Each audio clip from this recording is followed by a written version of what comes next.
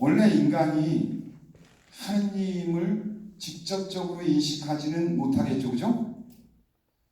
그래서 계시라는 말은 베일을 벗겨서 그 안의 것을 드러내는 걸 얘기하는데, 여기 커튼이 있어요.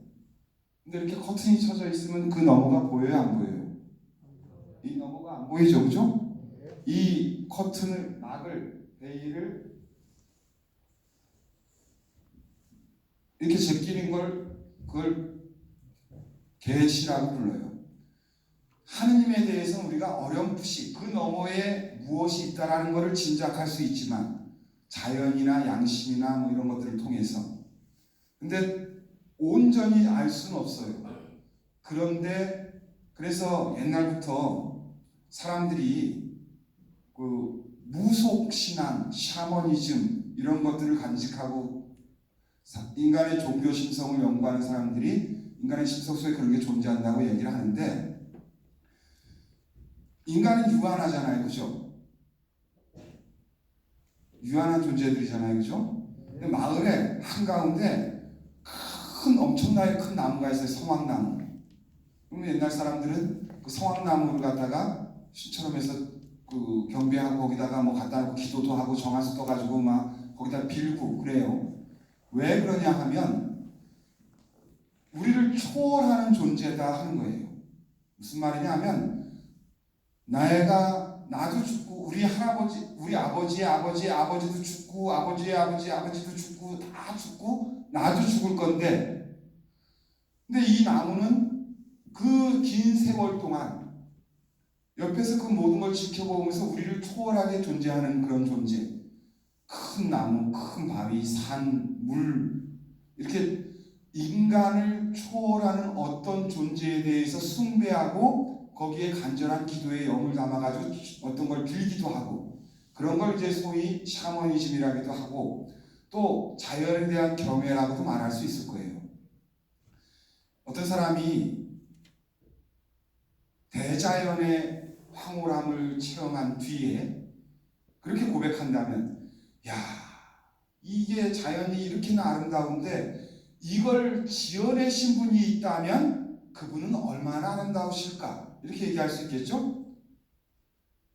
노을의 황홀함이나 아니면 아침 일출의 장엄함이나 이런 걸 보면서 태양이 떠오르는데 이렇게 장관인데 태양을 지어내신 분이 있다면 그분은 얼마나, 이렇게 얘기할 수 있을 거예요, 그죠? 그런 식의 자연을 통해서, 또 내가 나쁜 짓한테 뭔가 찔리고 양심에서 걸어오는 소리 때문에 견딜 수 없는 어떤 일들이 있을 때 내 양심을 통해서 이렇게 나에게 얘기를 건네시는 분 누구실까? 이런 식으로 유추해 볼 수 있어서 신의 그림자를 찝어 볼 수 있다면, 그렇다 하더라도 신이 온전히 드러난 건 아닐 거예요. 전부 사람들이 제각각, 그래서 어떤 사람들은 그런 걸 가지고 인간의 심리의 반영일 뿐이다, 뭐 이렇게 저렇게 해서 그 신에 대한 인간의 인식에 대해서 반대하는 무신론이나 이런 것들도 세상에 많이 존재하잖아요, 그죠? 그러니까 그런 것들조차 포함해서 인간은 신에 대해서 부분적으로 안다 하더라도 부분적으로만 알 수 있는 뿐이고, 그래서 그리스도교는 거기서 계시 종교라고 이야기하는 거예요. 하느님에 대해서 인간이 알 수 있는 건 한계가 있는데, 어렴풋이 알 수 있는 건데, 당신 자신이 누구신지를 드러내 보여주셨다.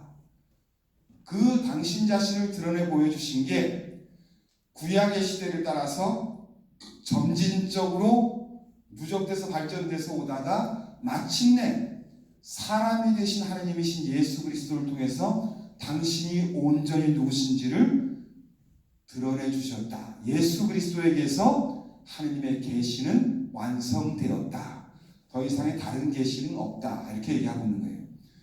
일종의 불교나 유교나 뭐 다른 종교들이 일종의 자기 스스로 깨달음을 얻어가는 종교라면, 어떤 사람이 깨닫고 그것에 대해서 수련하는 방법이나 이런 걸 담아가지고 그런 식의 종교들이라고 그냥 쉽게 다 다르고 그 안에 담긴 내용이 틀리긴 하지만 그냥 이렇게 얘기한다면, 그리스도교는 하느님께서 당신이 누구신지를 알려주신 그 계시를 바탕으로 이루어진 종교다 해서 계시 종교다 이렇게 부르는 거예요. 그래서 하느님이 우리에게 당신을 드러내시기 때문에 알 수 있는 것이고, 그분은 대자연, 우리 양심, 또 성경을 통해서 우리가 알 수 있다 하는 얘기예요. 우리는 하느님을 어떻게 알 수 있습니까?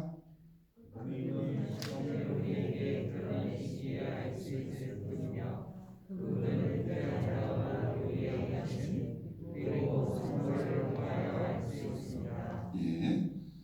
삼위일체이신 하느님이란 무엇을 말합니까?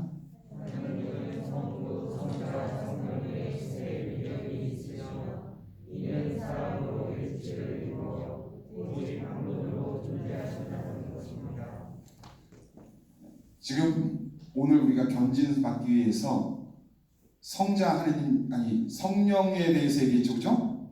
성령. 근데 지금 하느님에 대해서 얘기하면서 성부 하느님에 대한 이야기를 했어요. 그리고 이제 내일 하고 모레쯤 되면 예수님이 누구신지 공부하게 되는데, 여러분들 매 주일 신앙 고백을 저랑 함께 하잖아요, 그죠?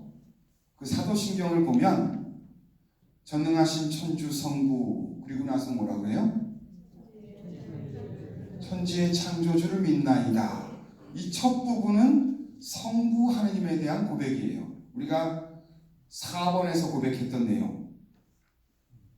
그 다음에 그 외아들 우리 주 예수 그리스도 성령으로 동정녀 마리아께 잉태되어 나시고 본시오 빌라도차에서 고난을 받으시고 십자가에 박혀 돌아가신 분이셨다가 사흘 만에 부활하셨습니다. 부활하시고 저승에 가셔. 네? 하여튼 성자 두 번째 부분, 그걸 성자 하느님에 대한 고백이라고 말할 수 있어요. 그죠? 예수님이 어떤 분이신지 쭉 얘기하고 있는 거잖아요. 세 번째 부분은 시작하면서 심판하시리라 믿나이다. 성령을 믿으며 이렇게 시작하죠. 그죠? 그러니까 세 번째는 성령 하느님에 대한 고백이에요. 우리가 무엇을 믿는지 고백하는 사도신경은 가장 크게 사도신경의 구조를 이루고 있는 세 가지 기둥을 이야기하면 성부와 성자와 성령 하느님, 삼위일체 하느님에 대한 고백이다 이거예요. 그런데 이 성부와 성자와 성령 세 위격으로 우리가 각각 만나는 하느님이 셋이 아니라 하나이고, 그 셋은 각각 높고 낮음도 그리고 먼저와 낮음도 없다라는 게 교회의 신앙 고백이에요. 삼위일체 하느님에 대한 내용은 요 기본적인 전제를 바탕으로 해서 한 번 더 좀 이렇게 설명이 필요한 부분이기 때문에 이야기를 하자면, 이거 셋이 하나다 이런 얘기 가지고 과학적으로 논리적으로 철학적으로 맞느냐 틀리냐 가지고 논쟁이 있어갖고 아직도 이해를 못하고 어쩌고저쩌고 이런 얘기들이 많이 있지만, 근본적으로 성경이 이야기하고 있는 바에 따르면 그냥 사도들이 체험한 하느님에 대한 설명이 그런 거예요. 사도들이 예를 들어서 베드로 사도가 있어요. 그죠? 베드로라는 사람이 있어요. 근데 이 베드로라는 사람은 맨 처음에 유다인이었기 때문에, 유다인 베드로는 세상을 창조하신 자기 민족을 이스라엘 백성, 이스라엘 에집트로부터 탈출시킨 성부 하느님에 대한 믿음을 간직하고 있어요. 유일한 하느님에 대한 믿음을 간직하고 있던 사람이에요. 그죠? 그래요, 안 그래요? 그렇겠지요? 베드로는 성부라는 이름을 그때 붙이지 않더라도 하느님, 유일하신 하느님에 대한 믿음을 간직하고 있었던 유다인이라는 거예요. 그분이 세상을 창조하시고 우리 민족을 이끌어내셨다. 그런 베드로가 예수님을 만나고 따라다니면서 예수님한테 뭐라고 고백해요? 스승님은 하느님의 아드님 그리스도이십니다 라고 고백을 하게 돼요. 또 베드로가 거룩한 병모, 산에 올라가서 예수님이 거룩하게 병모하시는 모습을 체험했을 때 하늘에서 들려온 소리가 이는 내 사랑하는 아들이니 너희는 그의 말을 들어라, 이런 체험도 하고. 그죠?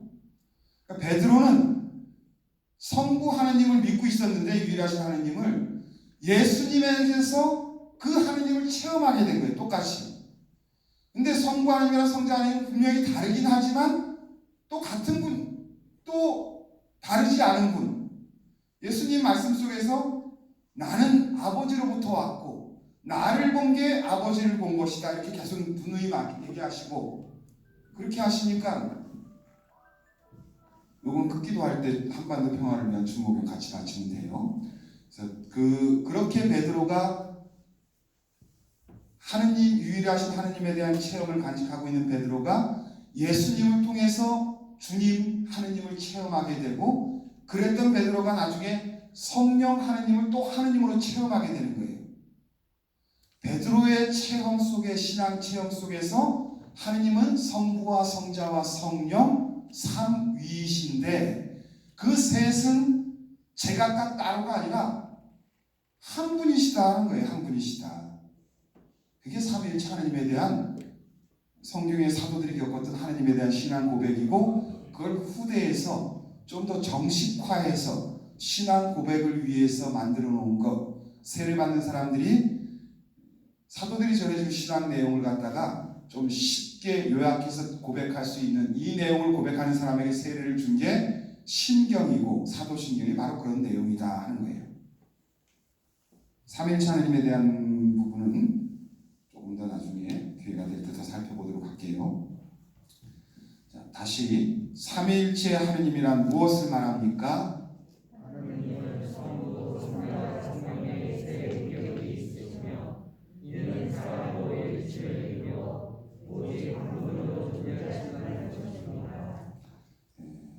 그럼 오늘 7개 다 했고, 그 다음에 이제 오늘 견진교리 첫날이니까 견진성사를 받기 위해서는 은총 상태에 있어야 하며, 그러니까 2주 견진 전에 성사 받을 수 있도록 이렇게 노력해 주시고, 그러니까 미리 고해성사를 보도록 하시면 되겠고요. 견진 성사 전에 대부대모를 미리 정하여서 세례 때 대부대모가 겸하는 것이 유익하고, 그렇지 않으신 분들은 다른 분으로, 만나기 어려운 분이나 이런 분들이 있을 수 있으니까 그런 분들은 정하시면 되고, 견진 당일에 모시고 나오도록 할 것이며, 성령의 은혜를 받기 위해서 마음의 준비를 하고 자신을 정리하며 9일 기도와 교리에 적극적으로 참석하고, 예절에 능동적으로 참여하기 위해서 예절을 배우도록 한 건데, 이번 견진 전날 30일 날 저녁에 이루어질 겁니다. 신자로서의 생활이 감사와 찬미의 생활이 되도록 힘써야 합니다. 써진 대로 그냥 견진교리 받으면서 노력해 가시면 되겠습니다. 오늘 첫날 교리 질문 있으시면 다 모아놨다가 나중에 주변 오신 다음에 하시든지, 제 자체가 다 질문이니까 그렇게 하고, 오늘 견진 첫째 날 견진교리는 이렇게 해서 마치고, 한반도 평화를 위해서 매일 9시에 하는 주모경 바치면서 오늘 첫날 교리 마치도록 하겠습니다. 성부와 성자와 성령의 이름으로 아멘. 하늘에 계신 우리 아버지, 아버지의 이름이 거룩히 하시며 아버지의 나라가 오시며 아버지의 뜻이 하늘에서와 같이 땅에서도 이루어지소서. 오늘 저희에게 일용할 양식을 주시고 저희에게 잘못한 일을 저희가 용서하오니 저희 죄를 용서하시고 저희를 유혹에 빠지지 않게 하시고 악에서 구하소서. 아멘. 은총이 가득하신 마리아님 기뻐하소서. 주님께서 함께 계시니 은총이 복되시며 태중의 아들 예수님 또한 복되시나이다. 천주의 성모 마리아님 이제와 저희 죽을 때 저희 죄인을 위하여 빌어주소서. 아멘.